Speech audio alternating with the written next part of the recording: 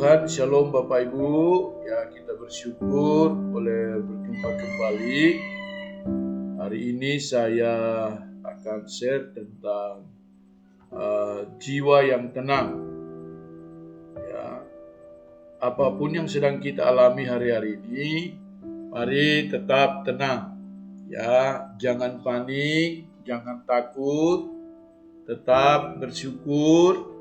Sebab Tuhan yang kita sembah, kita punya Tuhan yang tidak pernah meninggalkan kita. Nah, dalam Mazmur yang 42, sebelum saya masuk ke Mazmur 62, Mazmur 42 di situ dikatakan ayat yang ke-6, mengapa engkau tertekan hai jiwaku, dan gelisah di dalam diriku, berharaplah kepada Allah, sebab aku akan bersyukur lagi kepadanya, penolongku dan Allahku. Ayat yang ke-7 dikatakan, jiwaku tertekan dalam diriku, sebab itu aku teringat kepadamu dari tanah sungai Yordan dan pegunungan Hermon, dari gunung Mizar. Sampai di sini dulu, nanti saya akan masuk ke Mazmur 62. Nah, Ibu Bapak yang Tuhan Yesus kasihi, ada kalanya kita mengalami tekanan-tekanan kecil dalam hidup ini. Apa saja yang membuat kita tertekan, jiwa kita gundah gulana, bisa karena persoalan, bisa karena hubungan kita dengan Tuhan mungkin ya kurang baik-baik. Makanya kita perlu memiliki jiwa yang tenang. Orang banyak sekarang cari yang ada istilah healing, ya tidak salah. Tapi sebenarnya orang yang healing itu adalah orang yang mencari ketenangan yang bukan sejatinya di depan Tuhan. Karena kadang-kadang healing cari ke tempat lain, tapi selalu kalau sudah selesai healing, rasa tidak puas itu ada. Karena ada rongga dalam jiwa manusia yang tidak bisa diisi oleh apapun kecuali Tuhan, kecuali roh Tuhan. Ini yang perlu kita garis bawahi. Nah, sebagai orang percaya, kita harus sungguh-sungguh mendekatkan diri kepada Tuhan supaya kita dapat memiliki jiwa yang tenang. Nah, Mazmur 62 berkata begini. Di situ ditulis perasaan tenang dekat Allah. Hanya dekat Allah saja aku tenang. Daripadanya lah keselamatanku.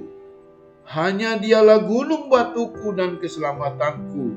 Kota bentengku, aku tidak akan goyah. Hanya pada Allah saja kiranya tenang, aku tenang, sebab daripadanya lah harapanku. Hanya dialah gunung batuku dan keselamatanku, kota bentengku, aku tidak akan goyah. Jadi ketenangan itu kita dapat peroleh dengan cara bagaimana? Yang pertama, dengan dekat dengan Allah. Alkitab berkata, hanya dekat Allah saja aku tenang. Hanya dekat Allah saja aku tenang. Daripadanya lah keselamatanku. Hanya Dia gunung batuku, hanya Dia kota bentengku. Aku tidak akan goyah selama-lamanya. Jadi orang percaya, anak Tuhan yang dekat dengan Allah, itu jiwanya tenang, hatinya tenang. Dia bisa tenang dalam segala keadaan, dalam segala situasi, dalam segala kondisi. Orang yang dekat dengan Tuhan itu selalu memperoleh ketenangan. Nah, suatu saat ada lomba digambarkan oleh sebuah kerajaan. Raja memanggil orang untuk menggambarkan, melukis tentang ketenangan itu yang bagaimana. Lalu ada yang melukis bahwa menggambarkan ketenangan itu seperti gambar yang kita lihat. Ada pemandangan, ada gunung, ada sungai, ada petani yang jalan lalu lalang sana kemari. Sepertinya ini asri sekali di sebuah desa yang jauh dari keramaian. Digambarkan bahwa ketenangan itu seperti ini. Ya, ini kalau kita jalan-jalan healing ini enak juga ini ya. Kalau kita ke sana, ya begini ya. Kalau kita ke sana ini kayaknya enak juga ini. Nah, rasanya digambarkan ketenangan itu seperti ini. Yang kedua, pelukis yang kedua menggambarkan bahwa ketenangan itu seperti sebuah pantai, ya, di mana ada burung-burung yang terbang, ada pemandangan, ada ya awan yang biru, ya, dan kemudian ada nelayan yang sedang mancing cari ikan, ada suara-suara burung yang begitu merdu.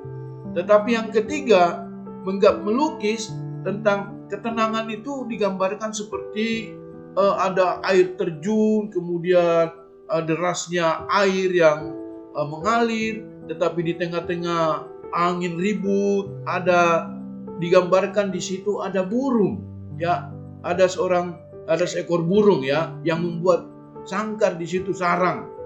Ini menggambarkan tentang ketenangan. Lalu dipilih bahwa yang benar itu adalah seperti ini. Ketenangan yang sejati itu bukan berarti lepas dari masalah. Jiwa yang tenang itu bukan berarti tidak ada persoalan. Tetapi jiwa yang tenang itu, sekalipun di tengah-tengah badai, sekalipun di tengah-tengah pergumulan, orang yang dekat dengan Tuhan itu akan berkata, tempat perlindunganku, kubu pertahananku, Allahku yang kupercayai. Jadi mari kita sungguh-sungguh percaya kepada Tuhan dengan mendekatkan diri kepada Tuhan. Nah, bagaimana cara mendekatkan diri kepada Tuhan? Miliki keintiman dengan Tuhan. Dengan cara apa? Seperti ini, doa pagi, ya. Alkitab berkata, betapa disenangi tempat kediaman-Mu ya Tuhan, semesta alam. Jiwaku hancur karena merindukan pelataran-pelataran Tuhan. Hatiku dan dagingku bersorak-sorai kepada Allah yang hidup. Ini loh luar biasa. Orang yang dekat dengan Tuhan itu selalu jiwanya rindu, ya, akan pelataran-pelataran Tuhan. Artinya seperti Daud itu selalu punya kerinduan untuk selalu membangun hubungan, ya, intim dengan Tuhan, bersekutu dengan Tuhan, berdoa, memuji Tuhan. Makanya ada pujian, jiwaku memuji Engkau, jiwaku merindukanmu, ya Allah yang hidup. Jiwaku haus kepadamu, ya Allah yang hidup. Jadi ketika jiwa kita lagi dalam keadaan tidak tenang, galau istilahnya, mari kita datang kepada Tuhan.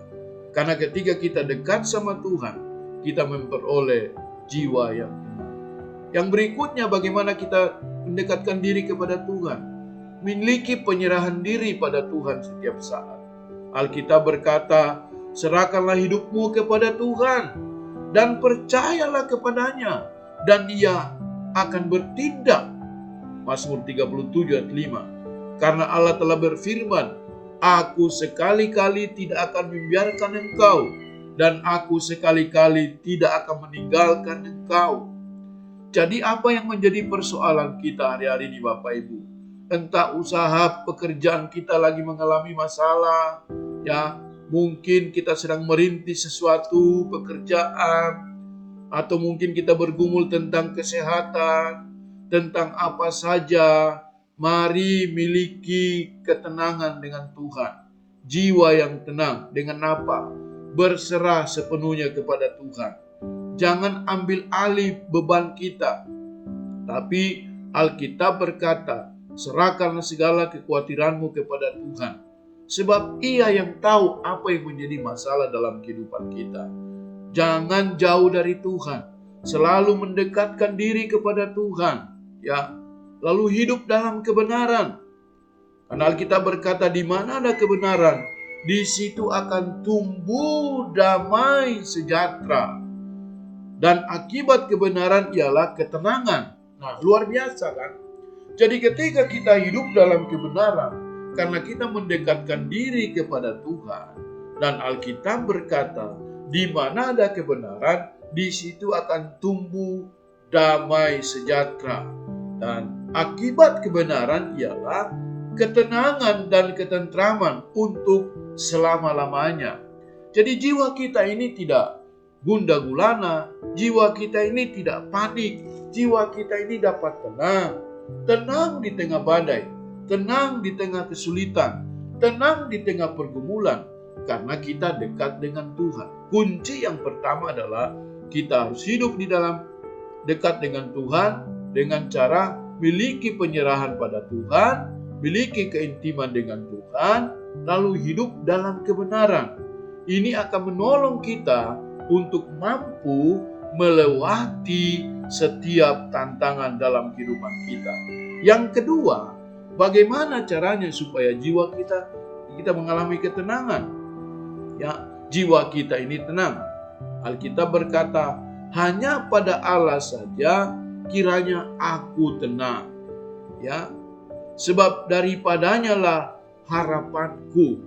Mazmur 62 tadi ayat 6. Nah, yang kedua, untuk kita memiliki jiwa yang tenang adalah miliki pengharapan dalam Allah. Nah, kenapa? Karena memang hanya Tuhan, hanya Allah yang menjadi sumber pengharapan kita. Ya, orang yang bersemangat dapat menanggung penderitaannya. Tetapi siapakah yang akan memulihkan semangat yang patah? Jadi, mari kita memiliki pengharapan di dalam Tuhan, bahwa pengharapan itu digambarkan oleh Alkitab seperti Saul, ya, seperti jangkar yang dilemparkan sampai ke tubir laut yang paling dalam. Nah, Alkitab berkata, di sanalah jiwa kita aman. Nah, Bapak Ibu yang Tuhan Yesus kasihi, hari-hari ini ada banyak orang yang tidak lagi mengalami ketenangan karena takut dengar berita ini, dengar berita itu, dengar kabar ini, dengar ini. Saya mau sampaikan hari ini dengan kasih Kristus, mari jangan terlalu banyak dengar hoax atau kabar-kabar yang tidak pasti. Ya, mulai saring dulu. Ketika orang mengirim sesuatu lewat grup maupun WA pribadi, saring dengan firman Tuhan. Benar enggak ini? Menguatkan enggak jiwa saya? Atau justru membuat saya jadi khawatir dan tambah tertekan? Ya, mereka yang memiliki pengharapan adalah mereka yang terbukti dapat bertahan, lebih bertahan lama dalam menghadapi masalah kehidupan. Sedangkan yang tak berpengharapan cenderung lebih cepat menyerah, lelah, letih, jadi lesu. Jadi kemudian rohaninya bisa stuck, lalu kemudian bisa bersungut-sungut, lalu menyalahkan keadaan, menyalahkan yang lain. Tetapi orang yang semangat, orang yang berpengharapan, bukan berarti dia tidak punya masalah, tetap punya pergumulan, tetap punya persoalan, tetapi dia dapat mampu melewati setiap persoalan. Pengharapan digambarkan sebagai jangkar, tadi sudah bilang, atau sau yang kuat dan aman bagi jiwa kita. Ibrani 6 ayat 19-20. Nah, seseorang yang memiliki pengharapan di dalam Tuhan mendapatkan kekuatan dan ketenangan jiwa, keamanan jiwa. Ini yang harus kita pahami bersama sehingga kita mengalami ketenangan jiwa. Dari mana sumber pengharapan yang sejati? Dalam Roma 15 ayat 13 dinyatakan bahwa oleh Roh Kuduslah pengharapan dari Allah itu dinyatakan berlimpah dalam kehidupan kita. Jadi pagi hari ini saya dorong kita semuanya untuk hidup sungguh-sungguh mempercayai Tuhan, lebih dekat kepada Tuhan, bangun hubungan yang kuat dengan Tuhan, dan yang kedua, memiliki pengharapan yang pasti di dalam Tuhan. Ya, sebab Alkitab berkata, orang yang memiliki pengharapan adalah orang yang dapat kuat atau lebih bertahan menghadapi setiap pergumulan yang dihadapi. Yang ketiga, berlindung pada Allah. Alkitab berkata, pada Allah ada keselamatanku dan kemuliaanku, gunung batu kekuatanku, tempat perlindunganku. Tolong digaris bawah ini kata tempat perlindunganku, ya. Dikasih warna bila perlu, ya. Saya kasih warna dulu supaya jadi ini. Jadi kita harus sungguh-sungguh melihat, ya, bahwa Tuhan itu tempat perlindungan kita. Ialah Allah, ya. Hari-hari ini tidak ada hal yang bisa menjamin kita mendapat perlindungan kecuali kita tinggal dalam hadirat Tuhan, karena Dia adalah kota benteng kita. Alkitab berkata, "Aku tidak akan goyah," sebab Dia tempat perlindungan kita. Percayalah kepadanya setiap waktu. Hai umat, curahkanlah isi hatimu di hadapannya. Allah ialah tempat perlindungan kita. Kata Mazmur 62 tadi, ayat 8 sampai 9. Jadi mari kita sungguh-sungguh berharap sama Tuhan. Saya senang sekali bersyukur dengan kesaksian singkat dari Ibu Nini pagi hari ini. Ya secara manusia ada kekhawatiran. Nanti gimana? Apakah operasinya berjalan dengan baik? Nanti kalau dokter gagal gimana? Ini bukan main-main. Ini tulang yang harus dibenarin. Kalau yang kelihatan per mobil atau apa kan bisa diganti, bisa diapa. Nah ini sesuatu yang sangat-sangat vital. Salah sedikit saja posisi bisa jadi fatal. Tapi kita bersyukur. Kesaksian yang luar biasa. Gak perlu ke Penang, gak perlu ke Singapura, gak perlu kemana-mana, ke Solo ya. Sudah selesai di Solo bisa makan nasi liwet ya kan Bu Nini ya. Mengucap syukur. Nah, apa kalau saya jadi ngiler jadi ini ya. Jadi Bapak Ibu yang Tuhan Yesus kasih, berlindung pada Allah. Karena Allah satu-satunya tempat perlindungan kita, kubu pertahanan kita. Ya, Alkitab berkata, padanya tidak ada perubahan bayangan sedikit pun. Dulu, sekarang, sampai selama-lamanya, Tuhan kita tetap sama. Kalau dulu Tuhan tolong kita, kalau dulu Tuhan berkati perusahaan kita, kalau dulu Tuhan memberkati rumah tangga kita, pekerjaan kita, pelayanan kita, rumah tangga kita, anak-anak kita, semuanya. Kenapa sekarang tidak bisa Tuhan pasti tolong kita. Masalahnya adalah kita ini tidak berlindung pada Allah dengan sungguh-sungguh. Karena mungkin masih ada yang kita bisa harapkan. Nah, dan Tuhan berkata, ya kalau kamu mampu ya udah jalan menurut mau sendiri. Banyak sekali contoh-contoh di Alkitab bagaimana orang yang tidak mengendalikan Tuhan akhirnya mengalami masalah. Ya, seperti Naomi yang meninggalkan Yerusalem, pergi ke Moab. Ya kan, menurut pola pikirnya dia. Padahal Moab itu bukan tempat penyembahan yang benar. Moab adalah bangsa yang tidak mengenal Tuhan. Tapi dia kembali ke Bethlehem. Dan dia berkata, jangan sebut aku lagi Naomi, sebut aku Mara. Karena Allah yang Maha Tinggi telah meninggalkan aku. Lah, ini kondisi jiwa yang tidak tenang. Ini kondisi jiwa yang tidak berlindung pada Allah. Mari kita letakkan semua kemampuan kita dan kita berserah sepenuhnya kepada Tuhan. Amin Bapak Ibu. Tuhan rindukan kita supaya kita sungguh-sungguh ya merasakan jiwa yang tenang. Kesimpulannya, mari jadilah tenang dengan dekat dengan Allah. Yang kedua, hidup dalam pengharapan ya. Pengharapan kita di dalam Allah. Lalu yang ketiga, berlindung pada Allah supaya kita memiliki jiwa yang tenang. Amin. Tuhan Yesus memberkati kita semuanya. Shalom.